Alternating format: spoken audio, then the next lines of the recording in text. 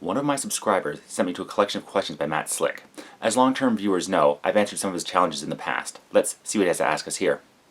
How would you define atheism? The lack of a belief in a god. I have no reason to believe in one, so I don't believe. This is different from agnosticism, where there's no knowledge of God, although the two are compatible, or antitheism, the positive claim there is no God. Simply, I don't have any evidence, so no reason to believe. Do you act accordingly to what you believe there is no God in, or what you don't believe in, lack belief in God? I act according to what I have evidence for. I try not to use unfounded belief to determine my actions. Do you think it's inconsistent for someone who lacks belief in God to work against God's existence by attempting to show that God doesn't exist? No, my issue is not with God itself, but rather its fan club. People out there claim something exists. This would be fine, but they often also claim others should believe it exists as well, even without any evidence to back it up. This is why I make so many of these response videos, to explain why people's claims do not match reality, or why I do not hold the same beliefs they do. And again, I'm not working against God's existence, but rather explaining the evidence for one is lacking. That would be saying like I'm working against Darth Vader's existence when I say he isn't real. There's no existence to work against. How sure are you that your atheism properly represents reality? Right now, my atheism is supported by the facts that have been collected, or rather, lack of any. In this case, regarding an intelligent creator being, I have not been given any evidence that one exists. So, I'm fairly certain not believing in one represents reality. If new facts are presented, I will need to adjust my understanding of the universe. How sure are you that your atheism is correct? Isn't that the same question you just asked? What is correct is what represents reality. How would you define what truth is? The best description of truth that I've been given is statements that correspond with reality. I know there are some religious sects out there that believe what is true for you, which is semantically worthless and doesn't define or support anything. Another way to put it would be, the things that we say are true are the things supported by facts. Why do you believe that your atheism is a justifiable position to hold? Because there is no evidence for the existence of a god or gods, and if there's no evidence to believe in something, it's justifiable to say there is no reason to believe it. Are you a materialist or a physicalist or what? As far as I can tell, everything that's been accounted for has either been physical material or the result of material reactions. So, I identify the description of materialist. If there's evidence of something that exists that is neither material nor the result of material reactions, I'll have to change my mind. Do you affirm or deny that atheism is a worldview? Why or why not? Okay, bit of a definition here. A worldview is the foundation of what one's understanding of the world is. You could say part of my worldview is that I admit I could be wrong about everything, so I should take nothing on faith and use evidence as the best way to determine what is true. My atheism is a result of that worldview, not the view itself. Not all atheists are antagonistic to Christianity, but for those of you who are, why the antagonism? I don't think of myself as antagonistic to Christianity, but I am antagonistic to anybody who tells me how to act or believe without any reasoning why. And that's a problem I have with most religions. They state, here's a set of rules and beliefs that need to be followed, but nothing to back up why, other than this God, that we have no evidence for, says you should. If you were at one time a believer in the Christian God, what caused you to deny his existence? I was up one night and got thinking of the Moses tale, and started to question how likely it was to happen as described.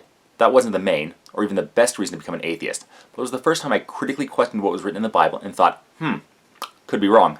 And it isn't about denying the existence of your God, but rather that recognizing the Bible might not be true, and shouldn't be taken at face value. But rather, what can be used to prove these claims, and if it can't be proven, why should it be believed? Do you believe the world would be better off without religion? Honestly, yes. I don't think any of them are true, and I think things would be better off if people were more critical in their thinking. Do you believe the world would be better off without Christianity? How is this not the same question? It's the same as before, only narrowing the definition from any religion to a single one. And I have the same answer. Because there's no evidence, and if people were more critical in their thinking, I think the world would be a better place. Do you believe that faith in a god or gods is a mental disorder? Not a mental disorder, but I do find it frightening when adults choose to believe in a being that has no evidence behind it, define their lives around it, and expect others to do as well. People have often been brought up in a religion, so they often keep the beliefs they grew up with. Or they're satisfied with any answer, rather than a critical but honest, I don't know. Must God be known through the scientific method? If you want to get me to think something exists, evidence is the best way to go about it, which is what the scientific method is all about.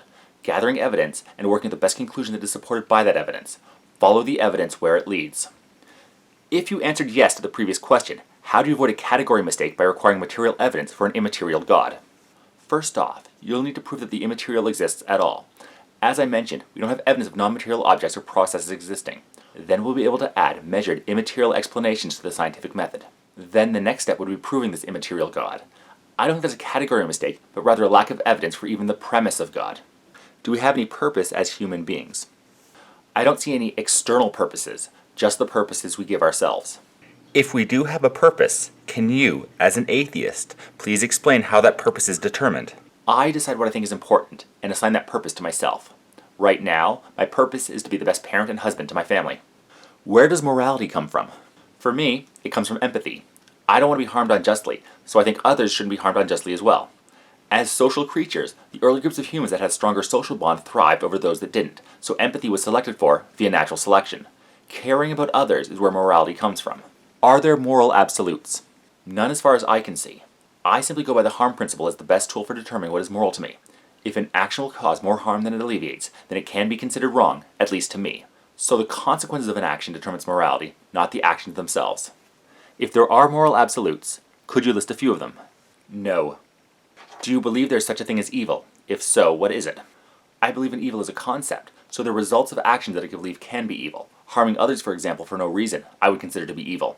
If you believe the God of the Old Testament was morally bad, by what standard do you judge that he is bad?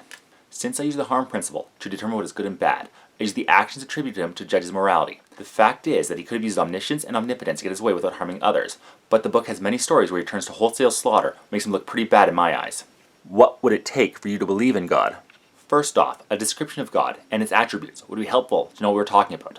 I use the intelligent creator being myself, but if a better one is presented, I will have to consider that. Then I would need evidence that something fitting that description exists, and that only a God could conform to that evidence. Saying we don't know something, therefore God, is not sufficient evidence. What would constitute sufficient evidence for God's existence? As the one making the claim, it would be you who would have to give the evidence to support your belief. Since I don't know what God is, and can't even define it, I don't know what the evidence I would be looking for is. You are the one with preconceived ideas about God, so you would be the best one to collect and present evidence. I would just have to judge if it was good enough evidence to convince me. Must this evidence be rationally based, archaeological, testable in a lab, etc., or what? It would have to be observable, testable, and repeatable, not just claiming we don't know something and God is the only explanation. Do you think that a society that is run by Christians or atheists would be safer? Why? That all depends on the people running the society. Modern Western European countries are fairly atheistic and also fairly safe. The USSR under Stalin was, let's say, not as safe. The best, I think, would be a secular country where anyone could believe or not believe whatever they want, as long as that belief doesn't affect anyone else. I don't like thought crime, and I'm as against the idea of as you are not allowed to think this as you must think this. Do you believe in free will? Free will being the ability to make choices without coercion. If that's your definition of free will, no coercion, then yes, we are autonomous beings that can make decisions independent of outside coercion. But I don't think that defines free will. While I can make a decision, that decision is the end result of chemical and electrical impulses in the brain, which are bound by physical laws. If you believe in free will, do you see any problem with defending the idea that the physical brain, which is limited and subject to the neurochemical laws of the brain, can still produce free will choices? That is exactly why I didn't think your definition of free will was very good. I can act autonomously, free from outside influence. But those actions are predetermined by the chemical and electrical composition of my brain at the moment decisions are made. If you affirm evolution and that the universe will continue to expand forever, then do you think it is probable that given enough time, brains would evolve to the point of exceeding mere physical limitations and become free of the physical and temporal and thereby become deity and not be restricted by time and space? If not, why not? I don't think that will happen. The universe will eventually experience heat death and entropy will win. Life is a constant, but ultimately losing battle against entropy. I doubt that life will exist long enough to transcend the physical, as you put it. Hell, I don't even know what that means for our minds to not need the physical. As far as my understanding goes, if something doesn't physically exist, it doesn't exist. If you answer the previous question in the affirmative, then aren't you saying that it's probable that some sort of God exists? I didn't, and even if I did, possible does not mean probable or even likely.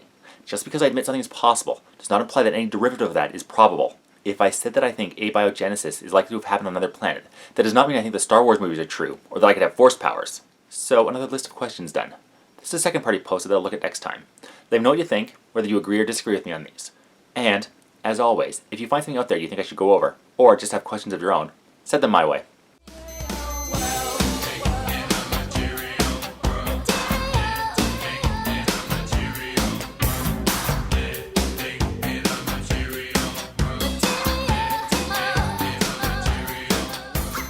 If I said that I think abiogenesis is likely to have happened on another planet, that does not mean I think the Star Wars movies are true, or that I could have force powers. You never know till you try.